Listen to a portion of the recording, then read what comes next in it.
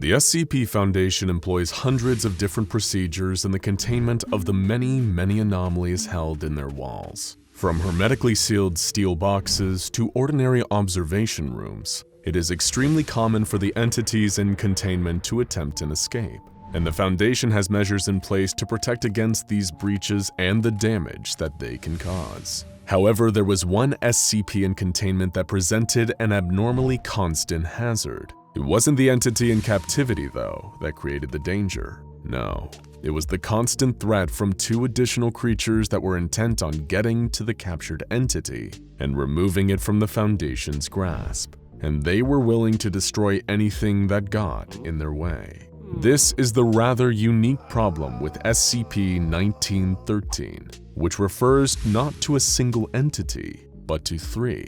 One in containment, and two that would stop at nothing to get to it.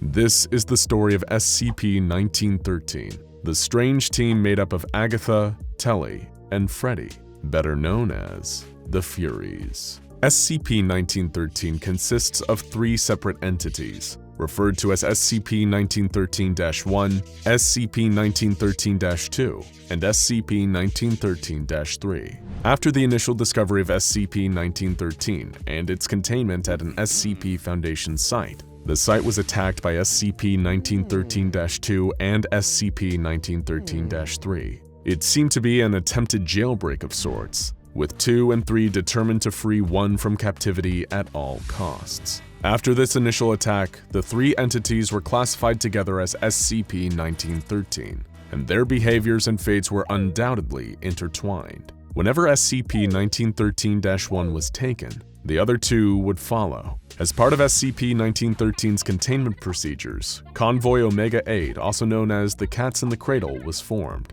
This team, run by a team of scientists that included the young and woefully inexperienced Dr. Hayward, was tasked with handling the containment, research, and movement of SCP-1913-1, as well as managing the inevitable attacks by the other two entities. SCP-1913-1 is a ceramic statue of a cat, 20.5 centimeters in height. It has the name Agatha written on the bottom, resulting in the entity often being referred to by that name. It is painted white on the nose, ears, and forehead, and has a black ink-like pigment around its eyes, mouth, and paws. It has displayed sentience and is capable of speech. When Agatha talks, it has the voice of a young woman, though the statue's mouth does not move when it speaks. Agatha is not friendly toward the Foundation staff, but will answer questions when its container is shaken.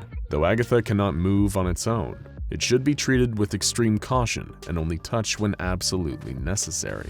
This is due to the nature of the ink on its eyes, mouth, and paws. If it comes into contact with the skin of a living thing, the ink will soak into its pores. The area touched by the ink will begin to dissolve and disappear until the entire body has been dissolved. Horrifyingly, the affected individual does not die until their entire body has dissolved, even if they have lost vital organs. Arms and legs left after the head and torso have dissolved will continue to move on their own, moving around and grabbing at objects. The effects of the ink can be stopped if it is washed off on the skin before any dissolution can take place, though this will often still leave scars. SCP-1913-2 is a humanoid skeleton covered with dark hair and ash that has the shape of a human female, but with a canine-looking skull, fingers, and toes. It is unnaturally fast, capable of reaching speeds up to 65 kilometers per hour, despite lacking any visible muscle tissue.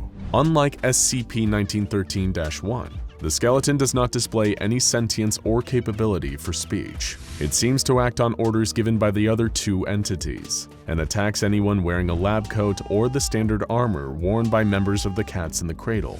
It will attack if provoked, and will use its claws to rake at the victim. No matter how much damage it does, SCP-1913-2 is incapable of killing its victims, and they continue to live and suffer until killed by another external force. SCP-1913-3 has previously referred to this entity as Telly, and that nickname now appears in official Foundation documentation as well. The final member of this bizarre trio is SCP-1913-3. which refers to itself as Freddie. Freddie is a creature that shares the appearance of an adolescent male black Labrador retriever, with one notable difference. It does not have a mouth, a nose, or eyes. Instead, its face is made up of an array of holes in the shape of a terrifying grin, emitting a white light. Freddie is intelligent and capable of communication, though it refuses to explain its pursuit of Agatha. When asked about the subject, its only response is that this is a family matter. When Freddie attacks something, it produces a burst of gray flames from its face holes. These flames have been measured reaching temperatures up to 1200 degrees Celsius. These flames burn non-living objects in a relatively normal way, but when the fire comes in contact with a living thing, the flames continue to burn until the subject's skin has been entirely burnt away, or until the flame has been deliberately extinguished. Freddie has caused severe burns to Foundation personnel, often resulting in loss of sight, hearing, and touch. Through unknown means, though likely because of a psychic connection of some kind, Freddie is able to know the location of Telly and Agatha at any given time. Now that you know the members of SCP-1913 and exactly what they are capable of, it is time to get into the events of Encounter 029.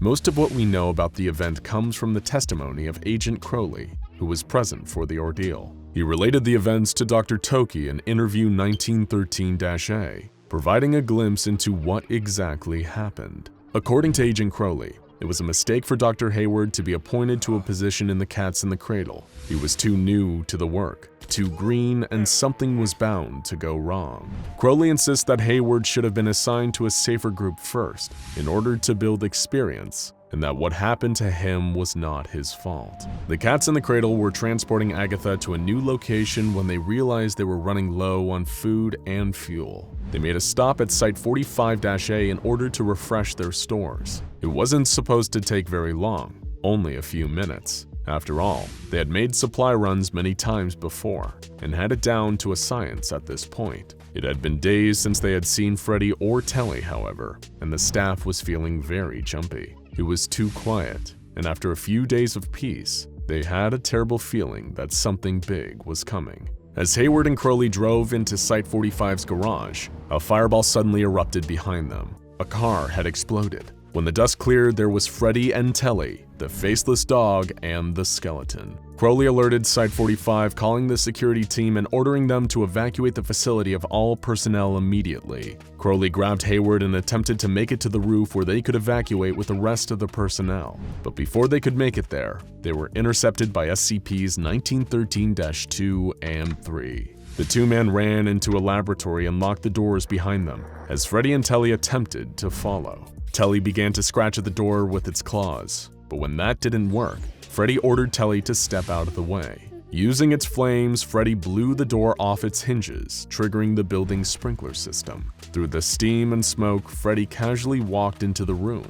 It didn't attack, nor did it order Telly to attack. It simply made its way over to Crowley and sat in front of him. Crowley asked why it was here, why it was doing this. Freddie simply responded that it was doing this as a service, and that its flame was redemption. In a moment of panic, Dr. Hayward threw a microscope at Freddie. This foolish move only provoked the entity, and it threw Hayward into the counter with a burst of flames. Though Hayward was burned, the water from the sprinkler system prevented him from burning as badly as he could have been. But then Freddie ordered Telly to kill Hayward for his impudence. Telly picked up Hayward and threw him into the far wall of the laboratory, where he crashed into a shelf full of jars. The jars broke open, covering Hayward with their contents, rocks of sulfur. Telly prepared to charge at Hayward, but suddenly it stopped. Telly and Freddie both stopped their attack on Hayward, regarding the rocks that covered him with suspicion,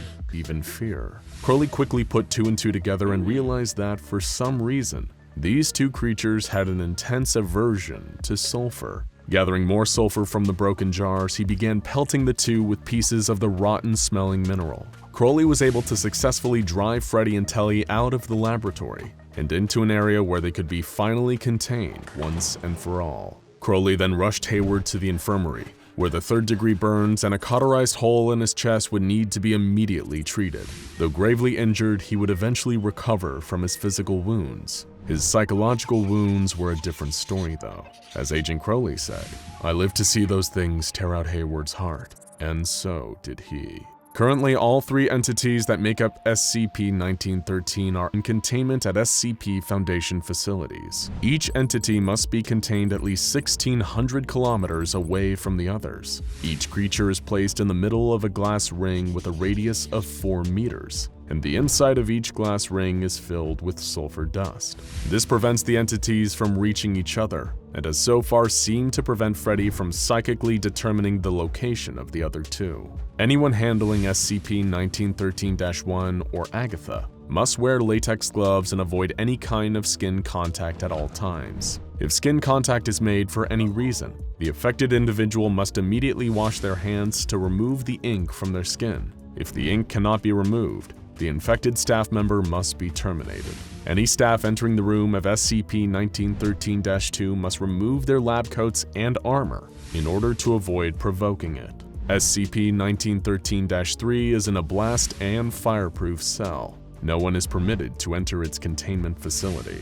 It is not known for sure what will happen if the 3 aspects of SCP-1913 are ever allowed to reunite. Some have posited that it will result in the creation of a 4th entity. Some believe that Agatha will change shape or transform somehow. Some believe that something entirely different, unpredictable, and deadly will happen, putting all human life at risk. We can only hope that we never have to find out for sure. Now go watch SCP-3001 Red Reality and SCP-4205 In the Eyes of the Beholder for more explanations of the strangest tales the SCP Foundation has to offer.